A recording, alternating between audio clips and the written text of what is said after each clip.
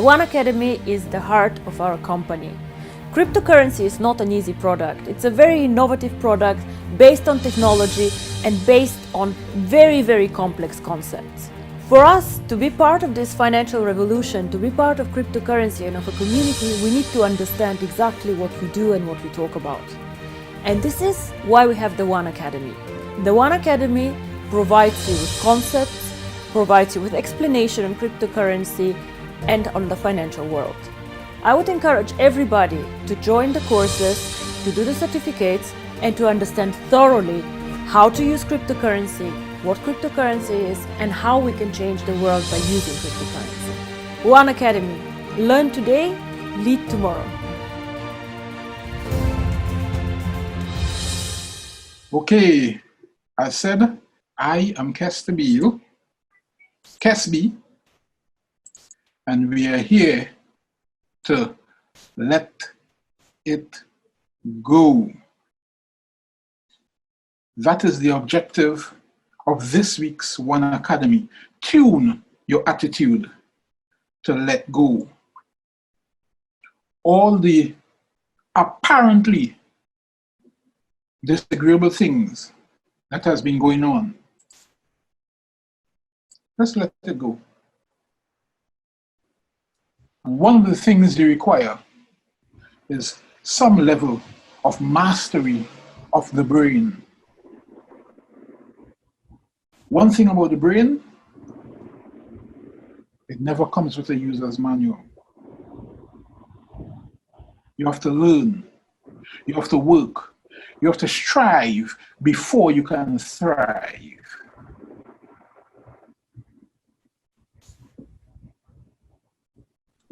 Some things come saying battery is not included. With your brain, the user manual is not included. You have to create your own user's manual. What is best for you? So I compiled a few basic brain rules that should be applicable to every single positive experiences, outcomes. Think of those, because you will be able to realize that you have achieved so much up to this point in time in your life. Then you can challenge yourself, what else can I do? What else am I capable of? And you need to continuously work on your attitude. How you see things. Make letting go easier.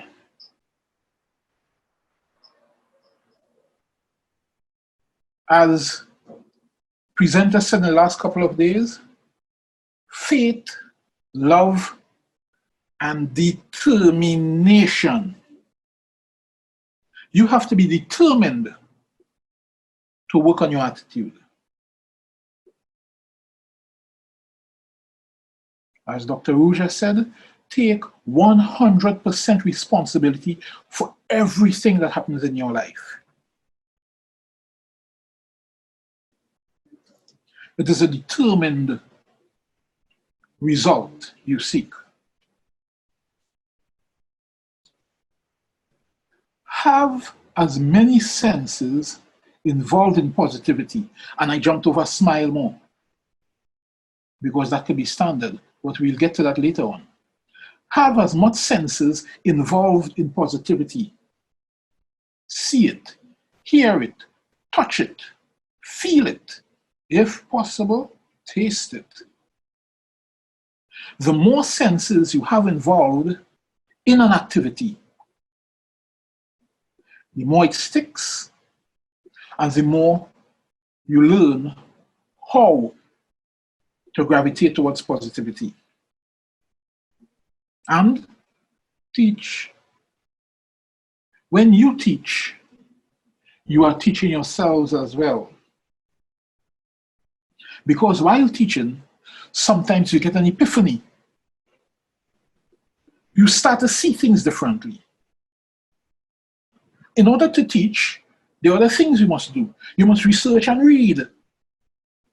So I did not put research and read there, but it comes with the territory of teaching because he only teach facts. As King James said, when you know better, you do better. So teach. Speak to others. If they're not listening, that's not a problem. They are not listening yet. But make sure it cannot be said that you never told them. And exercise. How does exercise work with the brain? You'll see that a little later on. Never, ever degrade yourself.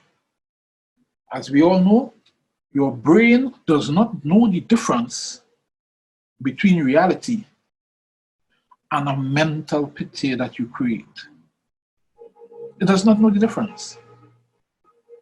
Your subconscious takes everything as real. So do not degrade yourself, because whatever comes to you, to that point that you think about degrading yourself, you just got a lesson. You just learned what not to do. Take it as a lesson, find the positive experience in it, and turn it from a do not into a do. Think of positive experiences and outcomes. We say that we in One Life has had so much bad publicity. But understand this, publicity is publicity. Can you turn it around? It's simple. Publicity is publicity. Can you ride that wave?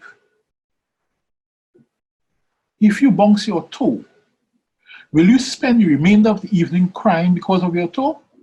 No. You might make a mental record of where you bounce your toe and look for similar places to avoid. You may put on a shoe, probably even steel-toed. So take the lesson and find the solution.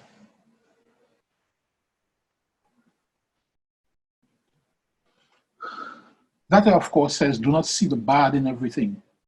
See the lesson. Improvement comes only with change. You cannot stay at the same place and expect to improve. Don't be sad or angry for long periods. Stress. Stress. Having too many senses involved in negative experiences and outcome. That is stress. There are certain hormones secreted and others removed from your brain, restricted with stress. The simple saying is stress is a killer, because stress brings acid into your body. Your body is actually assisting in killing itself, slowly but surely. Stress, your blood pressure goes up. Your heart can start to fluctuate. You can go into depression. And in line with teaching, put blocks on new information without proper analysis. That, of course, is making sure you don't get into stress. Always learn, read, research, improve. Keep at it. And of course, do not lead a sedentary lifestyle. That is couch potato. You have to move. You have to put your brain into that curiosity mode. What else is going on around me? How can I take advantage of something going on around me. In this community, One Life community, people's brains are always going, always looking for the next opportunity, always looking to solve a problem, always looking to see what I can produce to be able to add value.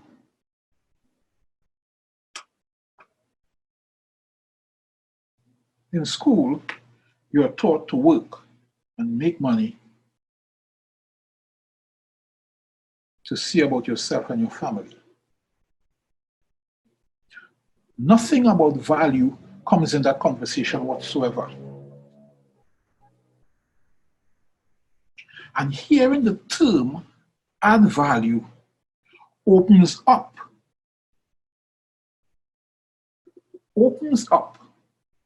the entire opportunity that is not dependent strictly on money. It gives you back the power, because adding value takes the power of money and puts it back into your hands where it belongs.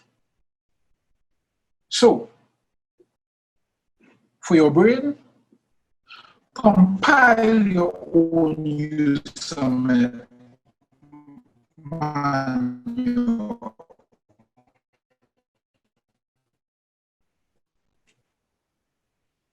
I have a little video for you to take a look at. So let's go. The brain is a muscle. You have to think of the brain as a muscle. The more you stress it, the more you use it, the better it gets.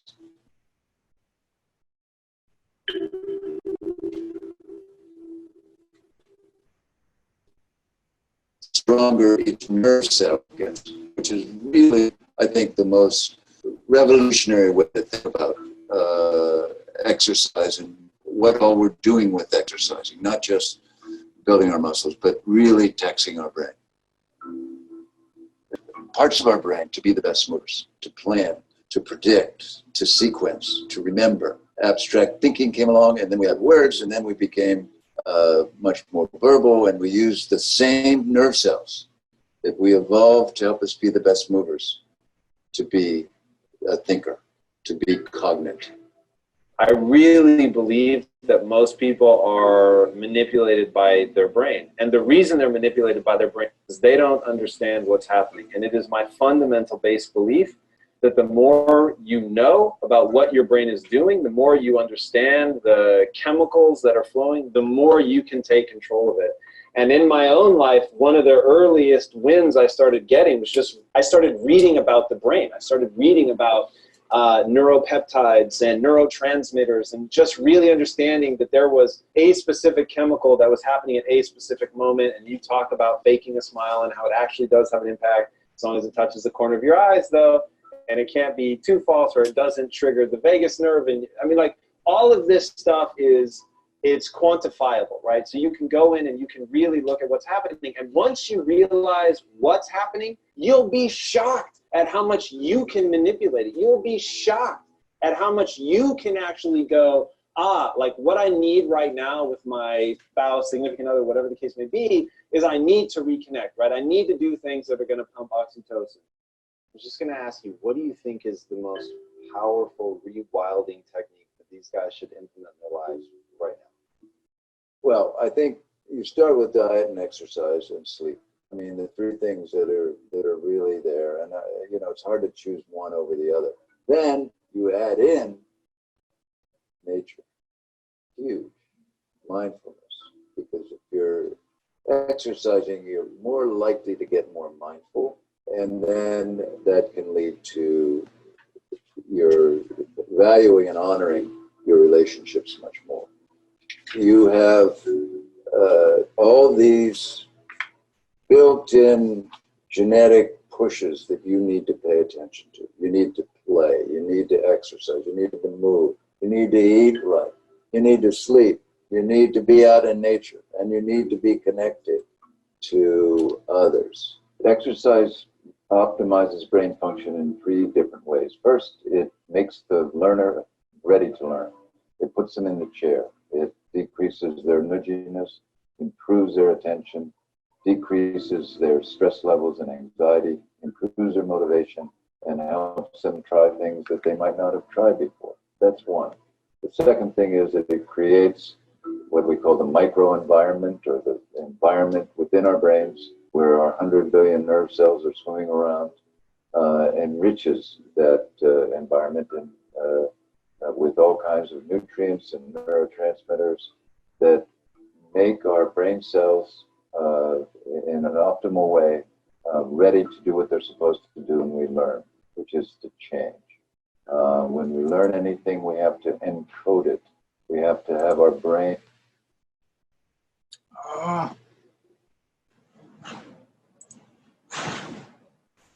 The brain is a muscle. We have to think of the brain as growth of brand new brain cells in our brain. We have learned in the past 10 or 15 years that we humans too have stem cells in all of our organs, including our brains. And one pocket in particular is near the hippocampus, or the memory station, central station for our brain. And exercise promotes our cells to change and become brand new nerve cells, better than anything else that we know of. But what about the sedentary lifestyle affecting our ability actually to learn? Talk to me about that. Well, there's a couple ways. One is that it decreases our physical movement, which has an impact on our brain readiness to learn. It also promotes us to gain weight, and when we begin to gain weight, it taxes our brains a little more. And as we age, we get more glucose and fat in our bloodstream, and this causes sluggishness in our brain cells and eventual cognitive decline and even Alzheimer's disease. So would you say that young people today who overdo it on the video games and lead to sedentary lifestyle are not as intelligent as those from a couple of generations ago? Well, it's sort of not as intelligent. It's not about intelligence because that's so hard to measure, and so So what's the right adjective then? Well, I think that they're not as ready to learn as they might be with a proper diet of exercise and play. So let me just pull a scenario out of thin air here.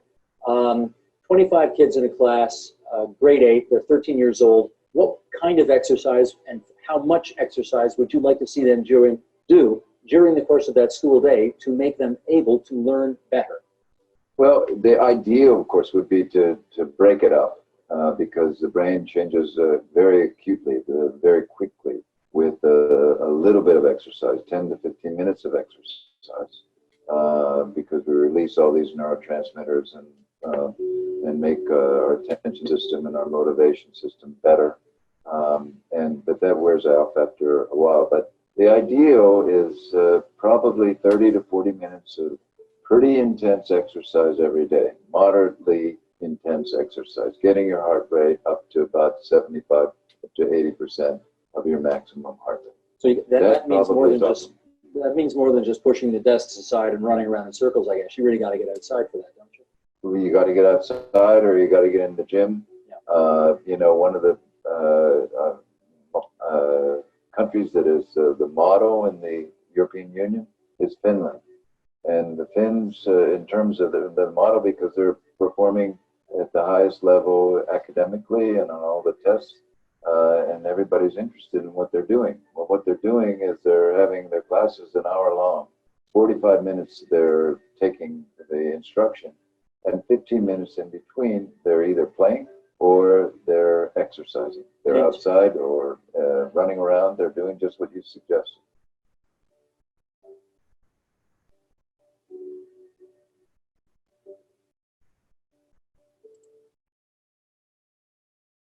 So there you have it. Understanding your brain. If you're driving a vehicle and you have a set of tools in the back and you get into some difficulty with the vehicle, the more you know, the quicker you will get back on your way. The more you know about something, the quicker you can utilize it. You don't have to wait on someone to utilize it.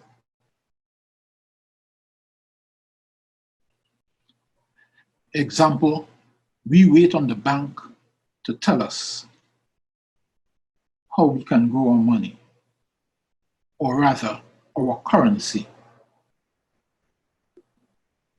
The more you know about it, the quicker you can create a solution without their intervention.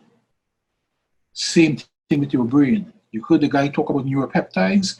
Brain peptides. Peptide is a protein.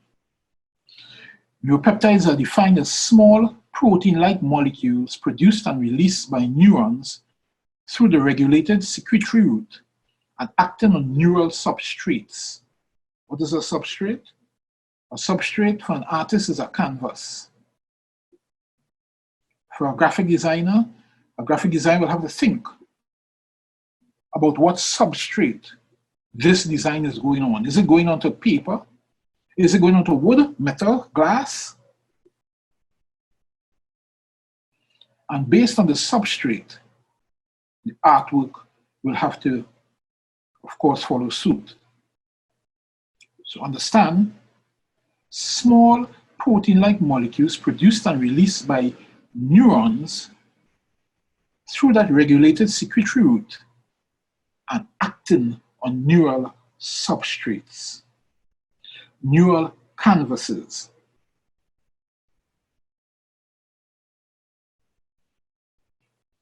You can create your environment, yourself, your future, the future of your children and grandchildren.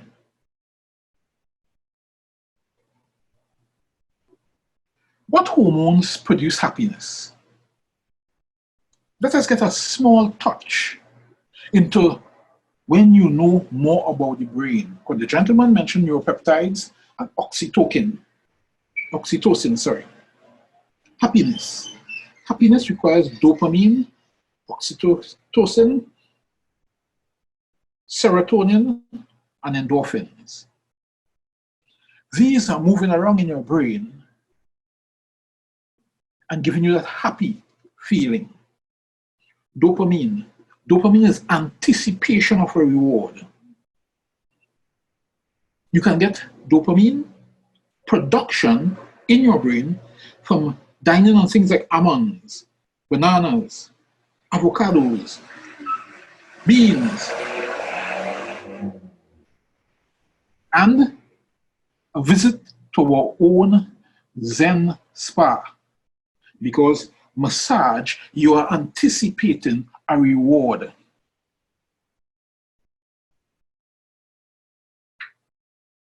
So dopamine begins to flow.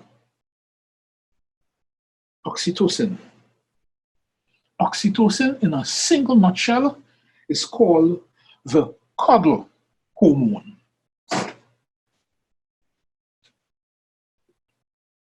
When you get close to someone and you want to cuddle, so simple things like sharing a meal, lunch and learn, give a gift, take a soak in a hot tub.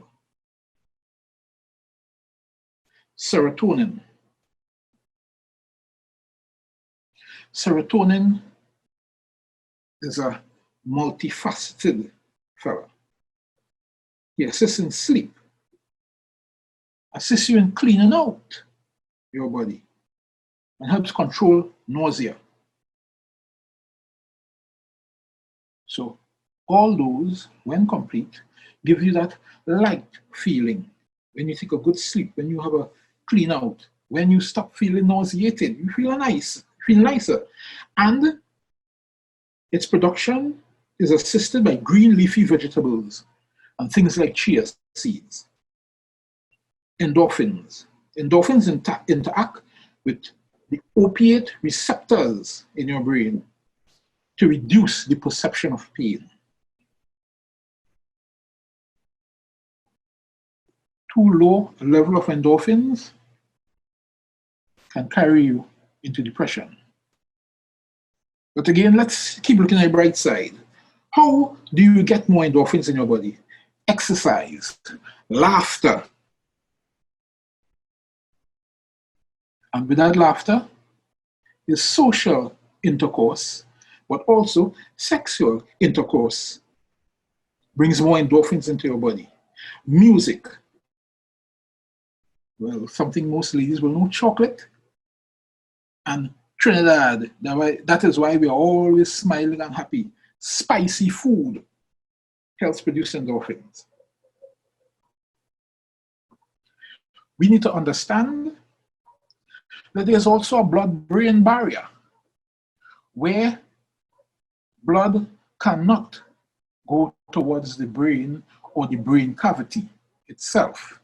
Yes, there's blood in the brain, but it cannot interact in the cranial cavity area where there's just liquid.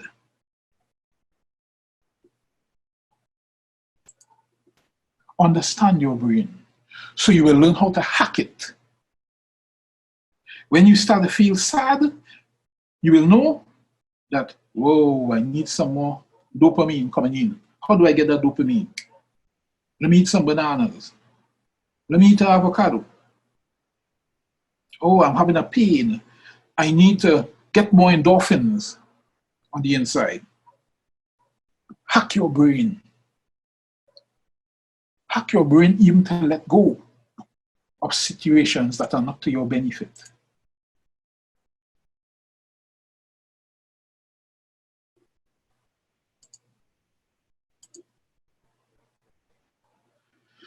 Psychoneuroimmunology. And there are other ways, but it's what the gentleman spoke about in the video. It's the study of the interaction between psychological processes and the nervous and immune systems of the body. So even faking a smile, as he said, must touch the edge of the eyes and mustn't be 100% fake. If you know you're having a chest pain, just force a smile and let new or restricted hormones enter your system. Know how to hack yourself. You know what to nibble on when you feel pain. More on the brain, Phineas Gage. Running quickly now. 1823 to 1860, an American railroad construction foreman. Remembered for his improbable survival of an ancient accident in which a large iron rod was driven completely through his head, destroying much of his brain's left frontal lobe. He lived 12 years after that, but was not the same person, because the frontal lobe of your brain carries on your executive functions. Example, and I didn't show a picture on purpose because it looks a bit gory, but executive functions would include things like blocking your mouth when you cough, not executing flatulence in public. Don't know what I mean? Well, take a chance and look it up. Basically having manners, the executive parts of your brain. As Noel Emmanuel Jack put in the room, a merry heart doeth good like a medicine. That merry heart, smile more. So ask yourself this question. When you're ready to let go, when you hack your brain sufficiently and are able to let go, then understand that if energy is neither created nor destroyed, everything you will ever want is already here. It is simply a matter of choosing the thoughts that will put you into harmonious vibration with what you require or desire. Ponder on that. You can use your canvas for neuropeptides to bring into existence what you require or desire, because it's already here.